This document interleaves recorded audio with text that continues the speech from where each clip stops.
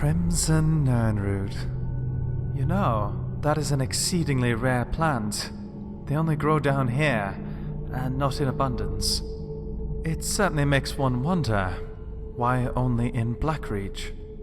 Actually being here, tasting the air, sensing the smells, seeing things with my own eyes. It makes me think of something I discussed with an old friend of mine. We were discussing how some plants and fungi seem capable of surviving in locations extremely hostile to them. Notice the lack of sunlight down here. Obvious, I know. What about water? Yes, we can find some sources of water down here, but Crimson Nirnroot, unlike regular Nirnroot, doesn't seem to be dependent on it. It makes me wonder, where is the Crimson Nirnroot getting the energy and water that it needs to survive? Based on my discussions with this individual, I figured that the Nirnroot here is siphoning water and energy from the very large and clearly flourishing fungi down here. This requires much more in-depth research. I'll be studying the fungi and flora intently while we're here. Let me know if you think you have something of use to me.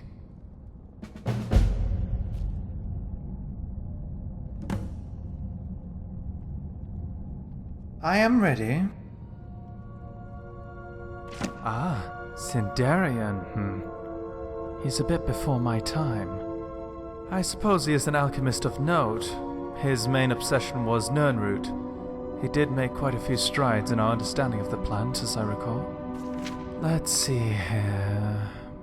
Avrusa Sarethi, Ruined Lexicon.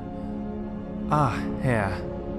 My initial research seemed to indicate that the Crimson Nirnroot has a similar affinity for moisture as the garden variety, but also maintains some sort of symbiotic relationship with the enormous fungi that inhabits Blackreach. It's my guess that the fungi itself is a source of water, absorbing it from the moist subterranean air like a sponge. This provides the ideal environment for the Nirnroot to grow. Well, seems Sinderion concurs with my theory as well. Thank you. While this doesn't do much more than confirm a hunch, I think it's reasonable to move forward. Yes, I'll need to gather some samples of the fungi here in Blackreach. I realize that spending time picking mushrooms may not be your primary objective while we are down here. If you'd like, I could go off and gather the samples on my own, and once I've gathered a sufficient amount, I come find you.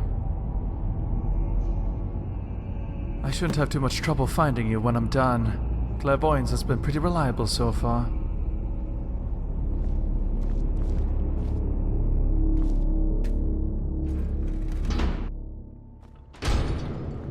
Oh, sorry. I believe this should be plenty. I would say so. Each sample seems to have something different about it. Good question. I have a few options. I could study the mushroom samples we've collected much closer, see if they yield any information. I could try to cultivate some of my own fungi using the samples. I could also just jump straight into attempting to create what I imagine is the process that turns Nirnroot into Crimson Nirnroot. You see, I believe that Crimson Nirnroot isn't simply some variation of Nirnroot. I believe that it is Nirnroot.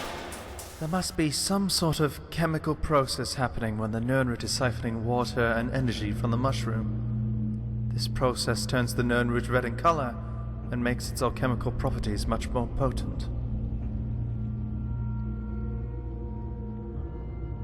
It is, if I am correct. I think I will try to create a concentrate using one of the mushroom samples. I'll let some Nirnroot absorb it and we'll see what happens.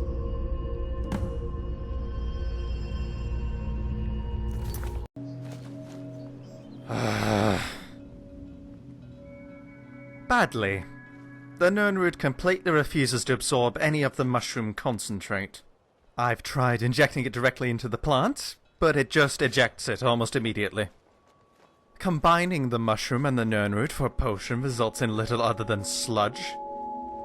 And that damn ringing! It's like the plant itself is mocking me. Oh sure, Master Alchemist. As if you even know a fraction of my alchemical knowledge. The damn thing. Sorry. That was very rude of me. It's just really starting to get on my nerves. My fungi cultures haven't even begun properly growing yet. I still need to wait on that front. I suppose I need to study the samples more, along with any crimson Nirnroot I have. Part of me feels like telling you to go fetch some crimson Nirnroot to keep you busy and entertained. But that would involve you trekking all the way back to Blackreach, and I doubt you'd be very amused when I told you I didn't actually need more samples. I think I'm alright. Thank you for the offer, though. I will keep you updated.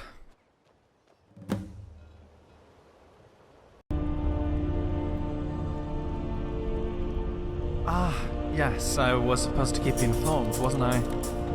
Well, after some closer inspection of my samples in Crimson Nirnroot, I've had a bit of a revelation. I think that the process that turns Nirnroot into Crimson Nirnroot isn't one that can be replicated through alchemy exactly. I am starting to think that the fungi and the Nirnroot are communicating with each other. There's perhaps some sort of symbiotic relationship happening. Now, I grant you that is exactly the words of Sinderion himself. And I also grant you that I viewed the Nirnroot-fungi relationship as a parasitic one, which may have clouded my judgment slightly. Perhaps the Nirnroot is giving the mushroom something in return. Perhaps it is key to the growth of the mushroom itself, directly or indirectly. Well, for one, the Nirnroot could directly be causing the fungus to grow. Perhaps it is giving the mushroom something akin to a growth hormone. On the other, the Nirnroot could simply be improving the mushroom's situation. The reason it grows so large is due to it prospering together with the Nirnroot, rather than the Nirnroot influencing it directly. Anyways, my fungi cultures are starting to take shape. I think now is an excellent time to perhaps introduce some Nirnroot to the cultures, see what kind of impact it has. How about you lend me a hand? Gather some Nirnroot for me. Let's do 10 for the first batch.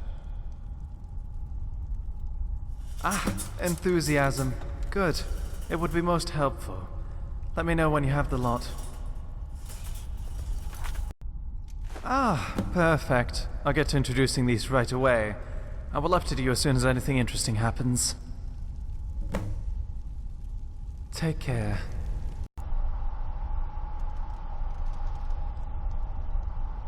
Well, I think we can confidently say that I've had a breakthrough.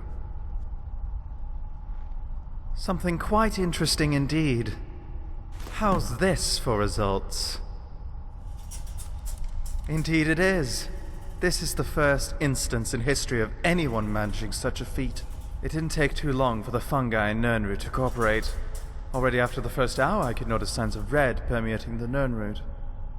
After about 6 hours' time, I deemed the Nirnroot to be properly transformed into Crimson Nirnroot. Incredible speed. While a delicate operation, I was able to remove the Nirnroot from the mushroom without damaging either party.